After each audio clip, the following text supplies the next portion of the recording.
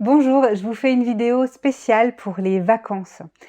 Passer du temps de qualité avec ses enfants, c'est très important pour mettre en place une relation épanouissante. Épanouissante pour les enfants, bien sûr, parce que c'est là que se loge l'attachement, la confiance dans le parent, la complicité, la joie. Mais c'est aussi très important pour vous les parents parce que, ça vous permet de sortir de la posture opérationnelle qui prend bien souvent le pas dans le quotidien, un quotidien très chargé avec le travail, l'école, des horaires et cetera. En fait, dans ce quotidien opérationnel, vous vous transformez souvent en policier et pour sortir de cette posture, quoi de mieux que de pratiquer des jeux? Et là, je vous propose des jeux sophro. Je vous en propose 3: la plume, le jeu de j'aime et le jeu du sport.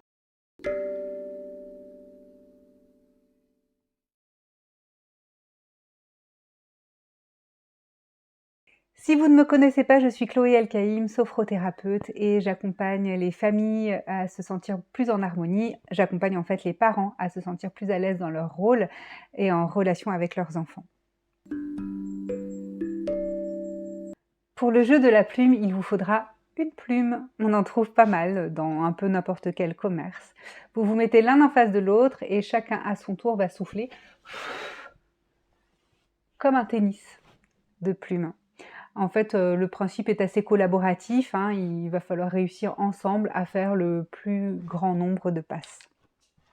Vous pouvez vous rouler par terre si vous en avez envie pour aller récupérer, la plume qui va se loger dans des coins improbables, bien souvent.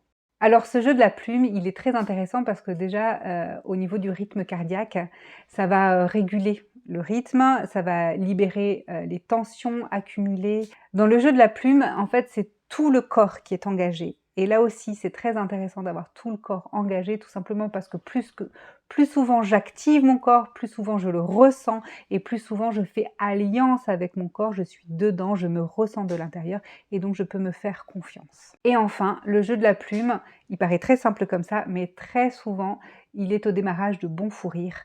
Et ça, pour se rapprocher l'un de l'autre, c'est formidable. Et puis rire, c'est aussi une manière d'évacuer les tensions.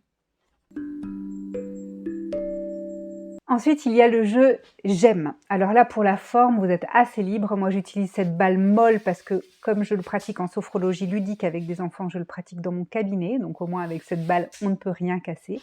Mais si vous êtes en extérieur, que vous avez un ballon plus dur ou que si vous voulez prendre un foulard ou vous faites un nœud dans le foulard, peu importe, il faut pouvoir s'envoyer quelque chose.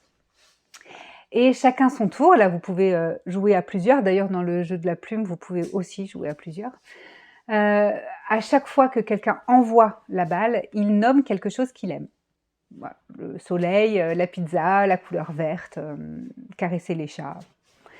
Et il y a 2 règles, c'est tout. Un mot qui a été dit une fois ne peut plus jamais être dit tout au long de la partie. Donc si pizza a été nommé, on ne peut plus jamais nommer la pizza. L'autre règle, c'est que si justement je viens de lancer la balle en disant pizza, l'autre en face n'a pas le droit de redire quelque chose dans la même catégorie. C'est-à-dire, il ne peut pas dire j'aime le fromage ou voilà, quelque chose qui se mange. Si je dis j'aime les chiens, on ne peut pas dire un autre animal. Alors pourquoi, à force de jouer avec les enfants, j'ai mis en place cette règle? Parce que j'ai remarqué que quelquefois, pour plaire, les enfants copient. Alors que en fait, ce jeu est très intéressant pour justement favoriser d'entrer en soi et de se demander quelles sont les sensations qui me sont propres, quel est mon monde intérieur, qu'est-ce que j'aime moi profondément. Les 3 intérêts majeurs du jeu j'aime. La première, c'est comme le jeu de la plume, c'est d'activer son corps, hein. L'intérêt, c'est de s'envoyer la balle pour se faire bouger. Encore une fois, j'active mon corps, je me sens, je me ressens, je suis là, je me sécurise.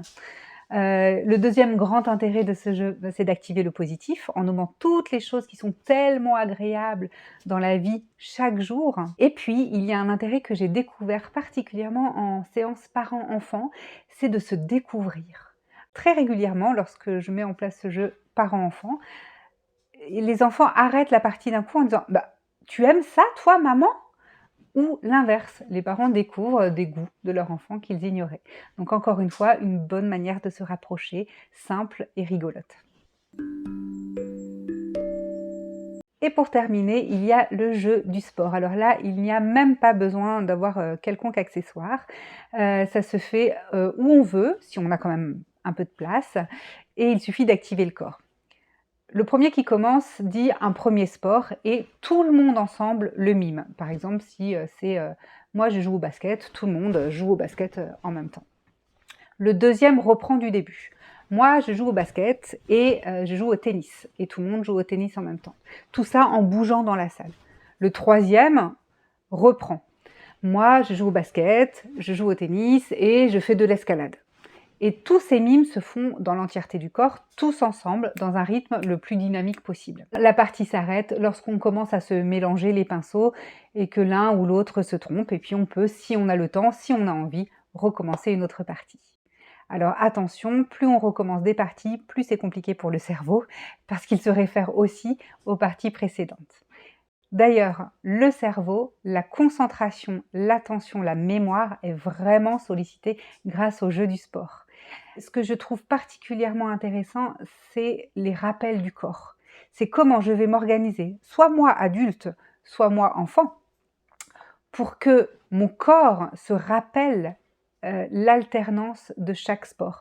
Là, il y a un vrai intérêt, encore une fois, de faire ami-ami avec son corps. Moi, je l'adore ce jeu. En plus, ça me permet de pratiquer des sports complètement fous que je ne pourrais pas, sans doute, pas tout à fait pratiquer dans mon quotidien. On rigole beaucoup. Ça libère quelque chose au niveau du rire, encore une fois. C'est super pour libérer les tensions. Voilà les 3 jeux dont j'avais envie de vous parler pour ces vacances.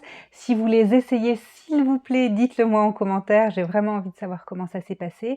Si vous avez besoin de précision, je suis là aussi. Ça peut passer par les commentaires.